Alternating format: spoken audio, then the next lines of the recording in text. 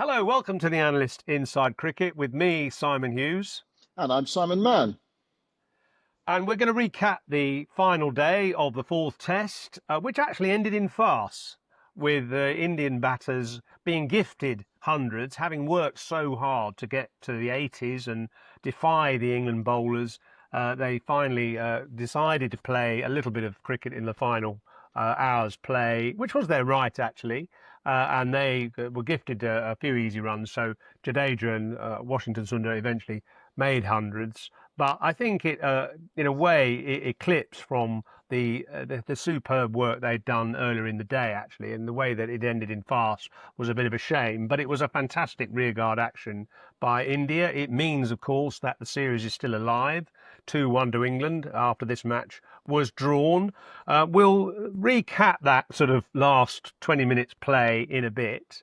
But Simon, first, we should just give the Indians a tremendous amount of credit because they were 0 for 2, 311 behind on first innings, and they held out for a draw, a day and a half's batting, which was fantastic.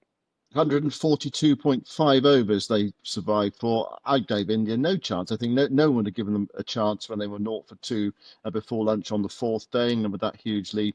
And India had been kind of like worn down as well. You thought there was that effect of just being out in the field for so long as England racked up that huge score. Brilliant from Shubman Gill, fabulous 100, fabulous from KL Rahul, but unlucky to get a shooter. And then Washington Sundar and Ravi Jadeja making hundreds as well. Oh, yeah, wonderful rear guard action. Where was that rear guard action from England at Edgbaston on a flat pitch up there? Yoz. I mean, you could look at that, couldn't you, and say, well, if England had shown that sort of determination at Edgbaston, then they might already have won the series. Anyway, ifs and buts, there we go. But India did show it, and fair play to them. They were magnificent. Look, the pitch was Yeah, good, Yoz, wasn't it? The pitch was well, the good. It pitch was, was too good. The pitch was good. yeah, I give, in the end, the man of the match award to the heavy roller because that pitch doesn't look like it's going to break up for another 5 days. I mean, it yeah. just never, it refused to come to life, really, didn't it? There was a few moments when the ball did a little bit and then it suddenly went to sleep again. So, credit to the England bowlers. We'll assess that, their performance in a bit. But again, absolutely fantastic by the Indians to survive. And Shubman Gill showing a lot of bravery and courage, actually, because he came in on a hat-trick, 0 for 2, and survived, played well, got hit around the body, got hit on the head, got hit on the gloves, lots of pain, but he stuck it out, played a very regal innings, actually.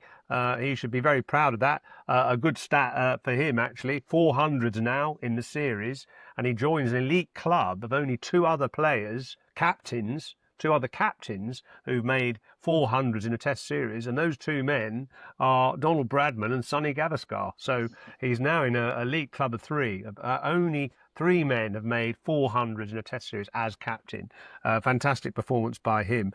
The heavy roller, as I say, seems to have won the game, really. The pitch just didn't really do anything, I thought, and, Betfair certainly had England as favourites through most of the game, and having certainly scored 669 in their first innings, you thought, yep, they should be able to wrap up victory, if not by an innings, then pretty much sometime on the fifth day, having chased a small score.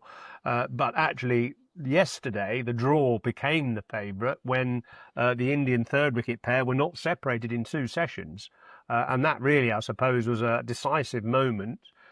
And today they stuck it out again, and it was only when Stokes came to bowl, and he wasn't able to bowl on the fourth evening, but he did come out to bowl today. I wrote a piece for the Sunday Times today actually saying, is Stokes the most complete cricketer ever? And he's indestructible. And, the surgeon who fixed his knee must take a great deal of credit for him being able to bowl like he has in this series. And he bowled well again today. He was the only man who really looked dangerous, although he was clutching his shoulder just about every ball. I suppose, in a way, he's a kind of the definition of why fast bowling is tough, because every time he bowls, he seems to have a problem of some kind, fitness-wise, but he keeps biting on the bullet and keeps going, and England need him to, don't they? Well, they do. I mean, absolutely vital to balance their attack, and not just that, he's also the best bowler. I mean, he's the leading wicket taker in the series with Yeah. 17 wickets. he said he's feeling pretty sore in his post-match interview. Not a lot of time for England to recover. I just want to go back very quickly. I said the pitch was good. It was good for batting. It probably wasn't necessarily good for cricket or good for the balance of cricket, the bat against the ball or the ball against the bat. It was good for batting and too good in a way for both bowling attacks. So bit of context there. And Shubman Gill, you talked about him. Yours 238 balls he survived for, 722 runs in the series. Magnificent effort from him. I mean, there was a moment today, and it was that split second when Ravi Jadeja edged his first ball and was dropped by Joe Root at slip. It was just before lunch. It would have been 5 down. Jadeja batted superbly, went on to make 100. That was probably the key moment in the day. If Joe Root had held on to that catch at slip, it wasn't an easy chance to slip. It was quite high. If he'd held on, then England might have been able to exert more pressure. But again, the ifs, and India battled away and made it work for them. I think that was the thing. Also, they probably. What do you think about this? They probably play on surfaces like this quite regularly. And I thought it was kind of like an old-fashioned subcontinental pitch. This, we've seen pitches in India recently when England have played there, where the ball has spun a lot quite early in the game. Chunks coming out of the pitch early, and and India have profited. They're able to score on them. England not able to resist India's class spinners. But this struck me as being a sort of traditional, sort of old-fashioned subcontinental pitch where you do have to work hard, and the draw does come into it. And at the back end of the game, okay, there was a bit of help there, but perhaps not enough. And so they were quite familiar conditions for India, and they made the most of it. Yeah, they did, and as you mentioned there were one or two opportunities for England on this sort of pitch. You have to take those opportunities. Gill was twice dropped, once by Ollie Pope, short extra cover, not easy, off Ben Stokes, sort of palmed it over the bar at short extra cover. Sharp chance. You might have hoped to have caught that. And also he was dropped yesterday by Liam Dawson at backward point, sort of sliced one.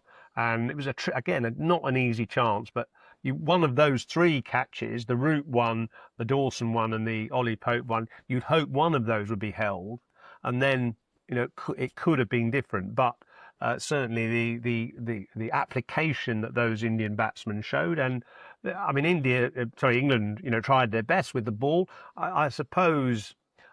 Being hypercritical, I would say Liam Dawson, while he bowled tidily, didn't, towards the end of the game, bowl enough into the rough. We did a podcast yesterday and we talked about the lack of flight and guile in the game. Phil Tufnell actually prompted that discussion. She said, "Where's the F&G? Where's the F&G in the game these days?" And there's a fair point, actually. Of course, it's been nullified to an extent by big bats and aggressive batters who, as soon as the ball goes above the eye line, instead of being nervous and tentative, they just smack it out of sight.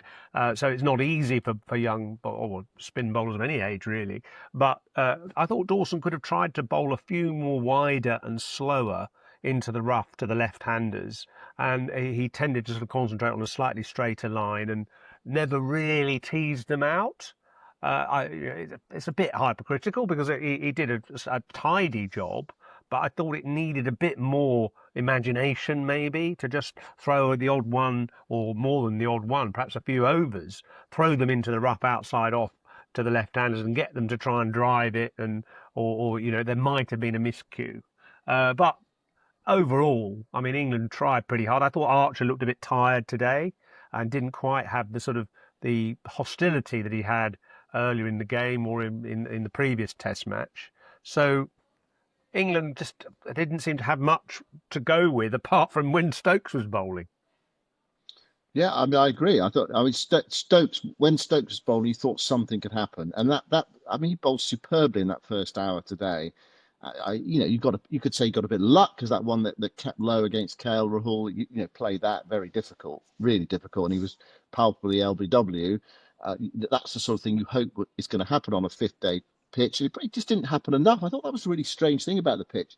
There was one that, a few that kept low. There's one to Shubman Gill before that, and then there's one that really bounced, a vicious delivery to Shubman Gill that wrapped him on the glove. And you thought, well, look, there's no way India are going to survive this. They've lost Gill. They've lost Rahul. If the pitch is going to be like this, then it's going to be really tricky. And then it's kind of just went to sleep. It was such a bizarre surface, I thought. And a sort of curious fact is that England didn't take a wicket after lunch on 2 consecutive days.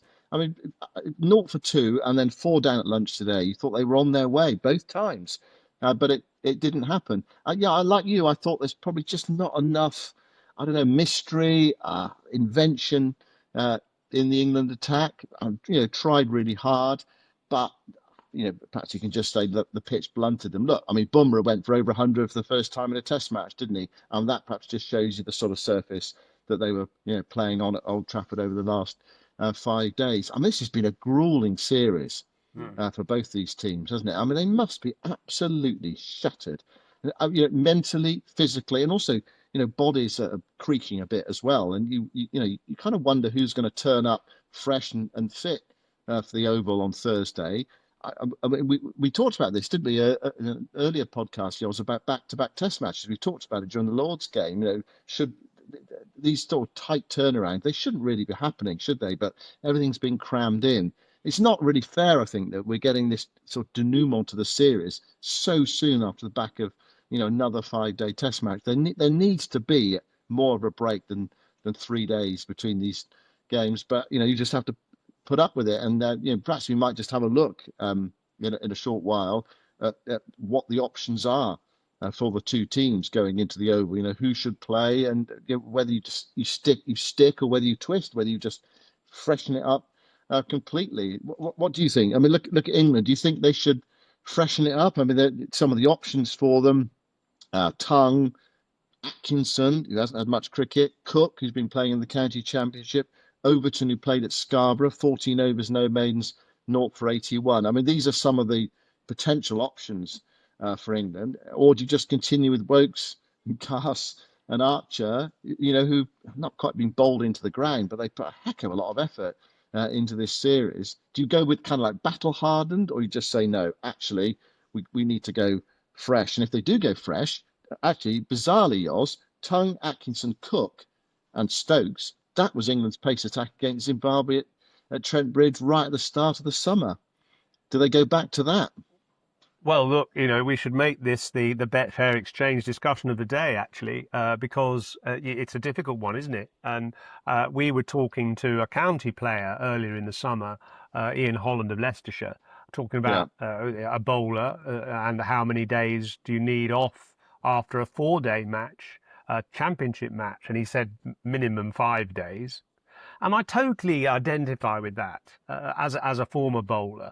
Your body aches for days after 40 overs, 50 overs in a match on these kind of surfaces. In a way, if you bowl 40 overs on a green pitch where you take 5 for 40 or 5 for 60 or something like that, you don't feel as tired as when you bowl on these really dry, remorseless pitches, blemishless pitches where nothing happens and you're stretching every sinew to try and make something happen and nothing happens and the bowlers are just on their knees by the end. You feel more tired after that, just psychologically as well as physically. So I think that there does have to be some thought about if you're going to play games on these sort of pitches. In the past, we've had quite short Test matches here, haven't we, where the ball's nipped around, the Duke's ball zipped and zapped, and the pitch has about a bit of green on it. Look at Stuart Broad bowling Australia out for 60 at Trent Bridge, things like that. That's not happened so much, well, certainly not in this series. We've got some stats we can give you a bit later about the bat-dominated series this has been. So I think there does need to be some thought about either you've got to have more time between matches, or they've got to leave more grass on the pitches. What do England do with their selection? I think that Wokes and probably Cass and Archer will need a break. They're on their knees. Stokes, God knows. I mean, he's sort of Mr. Indestructible, but even he will struggle to get up in 4 days' time for the Oval Test match. Let's hope that the likes of Gus Atkinson, Jamie Overton and others, maybe Josh Tongue, are ready and willing and optimistic. Because you need to be against this Indian team who just won't lie down. Well, I mean, you say that Ben Stokes is indestructible, Yoz, but actually he's not, is he? Look, I mean, he had those serious hamstring injuries. It does take a toll. You play this intense form of cricket, and he was, struggling during this game. Okay, cramp. I mean, I was amazed he bowled today. Actually, I thought, Yeah, I was. I'm really surprised. I thought, is he really sort of pushing it into that whatever zone it is, the red zone? And then he had this kind of like shoulder sort of injury, sort of pec injury as well. He was holding the whole time. And you thought, how is he keeping going? And he bowled 8 overs and he bowled magnificently. But yeah, the human body breaks eventually if you put it under that sort of stress. So, no, I mean, Funnily enough, I always found myself that as a similar bowler, not as good as Stokes, but someone who ran in hard and tried to bowl quick. By the way, I was quite offended by someone on the Times today because I I saw said that, Yoss. I I saw it said below the line. Yeah. well, I wrote this piece about Stokes, the kind of indestructible man, and how the trouble is over time, if your knee buckles under the delivery and you have lots of knee operations, you lose venom and potency. And I sort of put, been there, got the T-shirt, and someone put, I'm not sure you ever had any venom, Simon. Yeah. Oh, that's a bit harsh, actually. I mean, that was a bit. I'd like to have a bowler, whoever that bloke was, actually. Anyway, You responded by saying by listing the batters you'd hit on the well, I head. did. I hit Barry Richards and I hit Robin Smith on the head. I mean, what I didn't add was having hit Robin Smith on the head, the great Hampshire and England batsman. 2 balls later, I tried the same thing and he hit me into a bush flat for 6 over square leg, and a few crows that were nesting in this bush suddenly fluttered out of this bush in panic. But didn't quite work. But I think I had a bit of venom at certain points, but certainly after knee operations, not so much. And what's amazing about Stokes is after knee operations, he's still got the same venom and he's still got the same desire and he's still got the same passion. What I found actually later on in life was bowling does hurt, and every day something hurts, and you go to the ground nursing a shoulder injury or a leg injury or something in your hip or whatever. And what I thought, how am I going to get through today?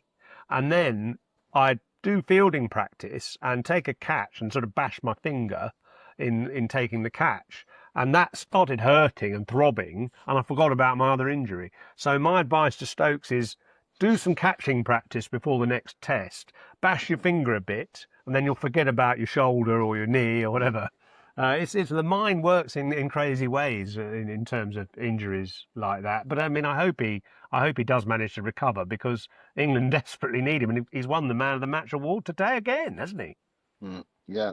Well, he had a brilliant game. So what we'd advise him, get a hammer out and just kind of Yeah, like just bash his finger or something yeah, like that. To yeah, put a nail, try and do basically. it, put a nail into the wall.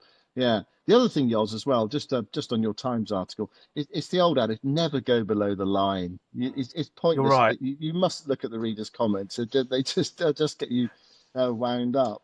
But Good advice. there Thank you you, go. Dad. Thank you, Yeah, Dad. for sure. Look, I mean, we said we'd talk a bit about the last bit of that game.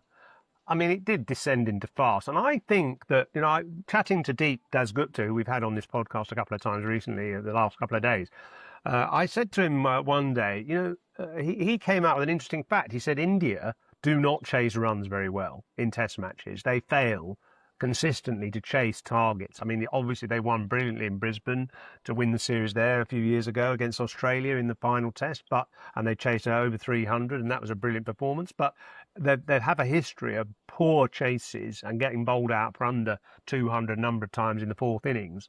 And I said to him, is that because there is a sort of selfish essence to to Indian cricket, where players think about their numbers, their averages, their hundreds, more than perhaps about the team? And maybe India could have tried harder to win that Test match at Lords this summer, where it was a challenging target. Well, I say challenging, it was 190 to win. It wasn't that many, and they lost wickets clearly, and Jadeja held out.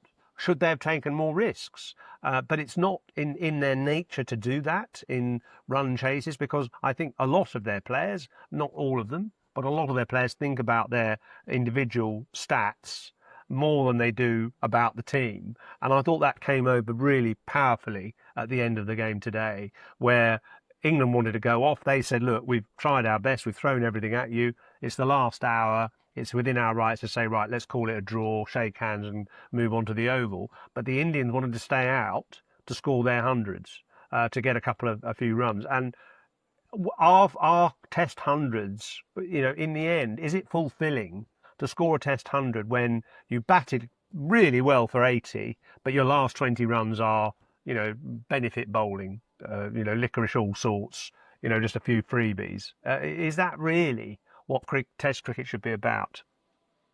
No, it was farcical. I mean, look, if you battle that hard and you've got the opportunity to test 100 and it's Washington Sundar's first 100, then you can sort of understand why you would try to take it. But if I'd have been England, I'd have just lobbed up six full tosses and said go on, and just stood in the field and let them hit it to the boundary, a bit like declaration bowling. That's what I would have done. uh, and Harry Brook did a bit of that actually with Ravi Jadeja and Joe Root. I mean, that competitive instinct he's got. He was like, I'm not letting Washington Sundar have 100. If he wants to get it, he'll have to sort of hit me over the top or something, or take a bit of a risk, or have he bowled properly. But I'd have just lobbed up six full tosses, a bit like declaration What, bowling. a bit Let like your everyone. normal bowling, you mean? Well, a bit like my normal bowling. Yeah, actually, my friend of mine made a comment of that when I WhatsApped him earlier and said, yeah, I'd have just bowled six full tosses and put everyone on the offside or on the onside or whatever, because it was farcical. The game was over. The game was drawn. Ben Stokes actually made that point in his post match interview, saying, look, there was no way either side could win, and we all know that. And so it was just about, and you go past you can shake hands with 1 hour to go, and that's really what they should have done. I can understand. There's a part of me which can understand the temptation, but to go on and get your 100. But it was devalued. Of course, as soon as Washington Sundar made his 100, they shook hands. So it was a slightly I, unseemly yeah, I way think to it's. to end I to, think to it end was the game, really. unseemly. Yeah, I think it was unseemly, and I think also you lose respect for players a bit when they indulge Yeah. themselves like that. And a contrast would be that Vian Mulder, who was 367 not out and could have overtaken Brian Lara 400, but he was captain of Zimbabwe, wasn't he? And he declared sorry, he was captain of South Africa against Zimbabwe, and he declared rather than go past 400 because he said, I want Lara to be the record holder. And, there was humility there.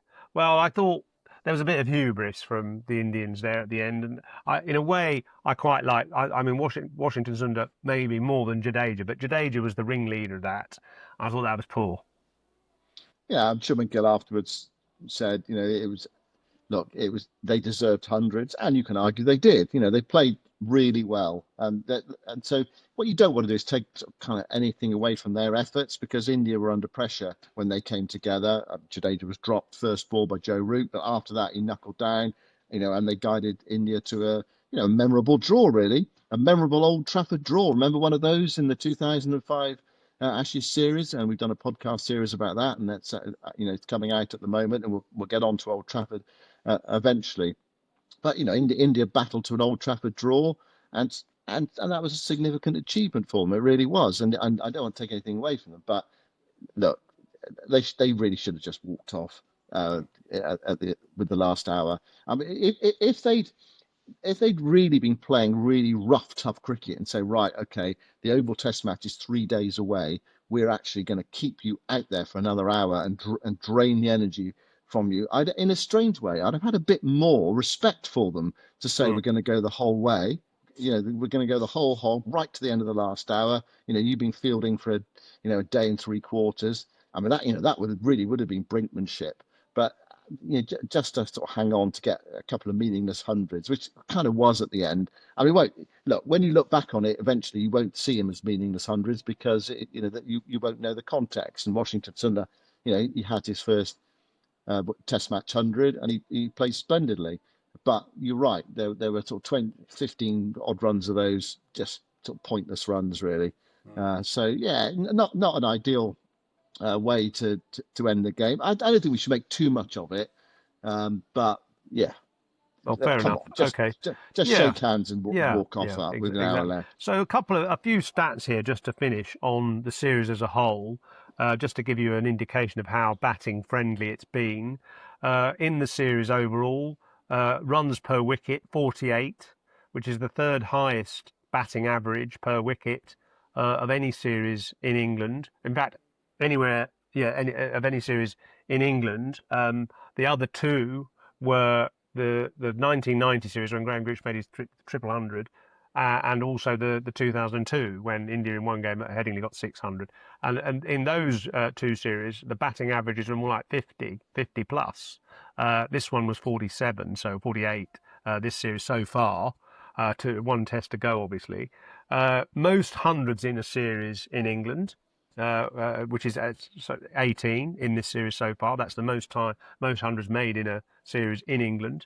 And England have bowled the most overs in any series since 1963 in this series as well, somewhere over 800. So 1963. So what's that? 60 odd years since they bowled that many overs. And we've already mentioned Shubman Gill, the third captain to score 400 in a series. So batting records are plenty here. Maybe we can hope for a bit more bowler-friendly conditions at the Oval. Well, yeah, you say that, but the Oval's been, well, the last first class game that's played at the Oval, Surrey made 800, Yes, that's right. didn't they? So it's partly due to the summer we're having. It's been an incredibly dry summer. Um, uh, and normally you'd expect English conditions there to be rain around and therefore and lights on and things like that, so it zips around under the lights, but we haven't had any of that really. The weather's been good largely. The pitches have been quite dry.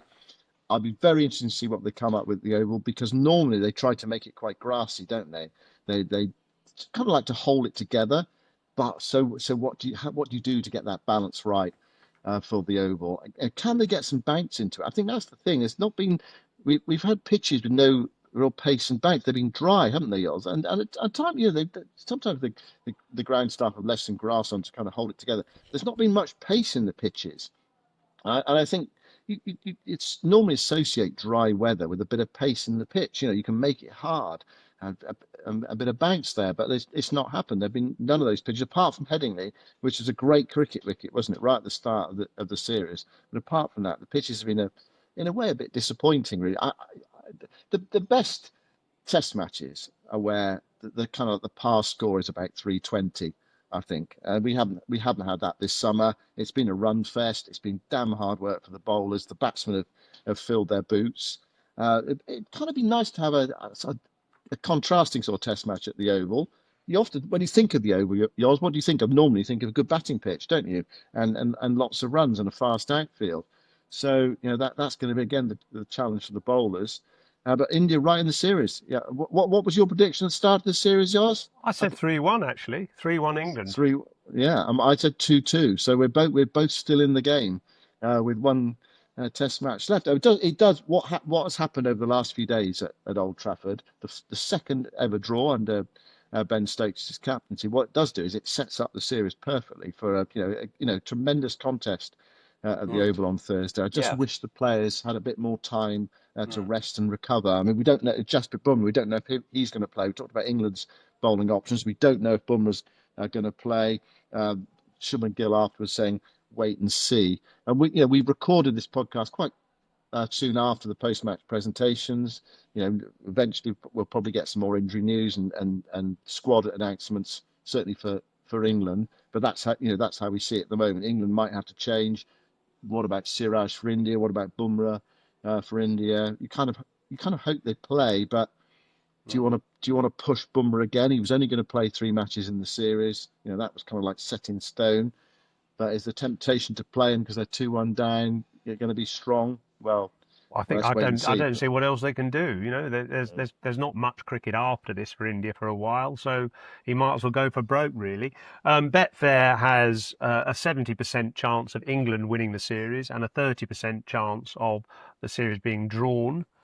So that's quite. So England obviously going into it with favourites. Obviously, India will also be without Rishabh Pant, so Dhruv Jurel will presumably come in, and I can't see them picking that Kamboj again, the opening bowler. I thought he looked No. bit of a clubby really. So presumably Yeah. Prasid Krishna will come back for India as well. And it's all set up nicely, provided they can all stagger onto the field, uh, without tripping over and sagging to their knees in fatigue. It should be a good occasion. Of course, we'll be there to cover every game or every day post match. And as you mentioned, we have got this podcast series out as well about the 2005 Ashes. The second episode about the Edgbaston Test match will be out this week on the Crickverse, Cricverse, the Crickverse. So please join us for that, to watch out for that. And as I say, we'll be back on Thursday for the first day of the fifth test at the Oval.